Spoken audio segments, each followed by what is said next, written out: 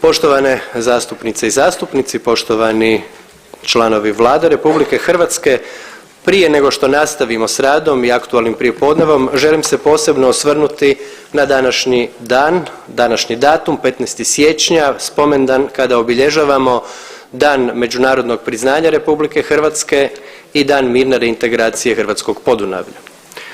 Prisjećamo se kako je na današnji dan 1992. godine svih 12 članica tadašnje Europske zajednice priznalo Republiku Hrvatsku kao suverenu i samostalnu državu.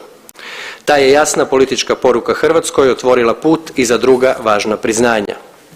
Dakako, pamtimo da su i prije tog datuma našu domovinu priznale neke države koje ni same nisu bile međunarodno priznate, Slovenija, Litva, Latvija i Ukrajina. Vrijedi na to naročito podsjetiti. Kao i na činjenicu da je prva međunarodno priznata država koja je priznala Hrvatsku bila Island 19. prosinca 1991. godine. Za mnoge će uvijek posebno mjesto pripadati Svetoj Stolici koja nas je priznala 13. siječnja 1992. godine. Hrvatska je tada bila i trajno ostaje zahvalna na nedvojbenoj i kontinuiranoj potpori Svetog Oca Pape Ivana Pavla II.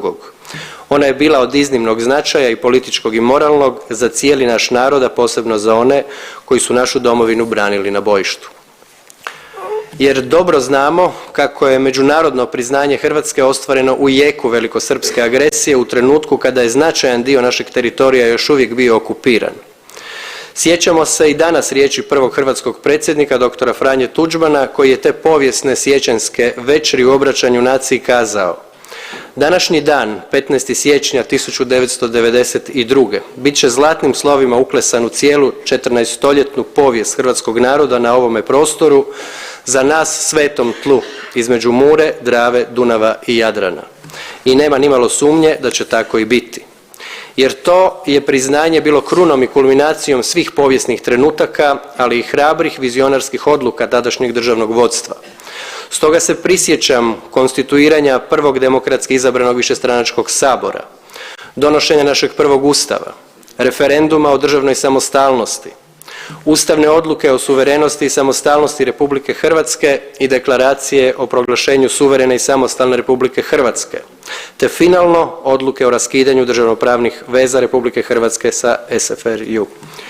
Hrvatska je tako svima dokazala da zna pobijediti i u miru i nagovijestila buduće geostrateške iskorake poput članstva u NATO i Europskoj uniji, eurozoni i Schengenu, spajanja hrvatskog kopnenog teritorija Pelješkim mostom, izgradnje LNG terminala na otoku Krku te najvećih obrambenih ulaganja u povijesti. Dame i gospodo, obilježavanje spomendana poput današnjeg nije samo prisjećanje na prošlost, nego i podsjetnik na odgovornost koju svi mi imamo za vlastitu budućnost, našu slobodu i demokraciju. Osobito je važno na to ukazivati u ovim trenucima stvaranja novih geopolitičkih odnosa. Vjerujem kako ćemo svi mi dati svoj doprinos da Hrvatska bude još snažnija, sigurnija i otpornija, energetski povezanija te međunarodno relevantnija. Jer upravo nas to čini spremnima za iskušenja koje nosi sve nesigurniji i nepredvidljiviji svijet. Isto tako, vjerujem da će budući naraštaji svjesni vlastitog identiteta i temeljnih vrijednosti na kojima počiva moderna Hrvatska država uvijek znati dodatno unapređivati našu domovinu.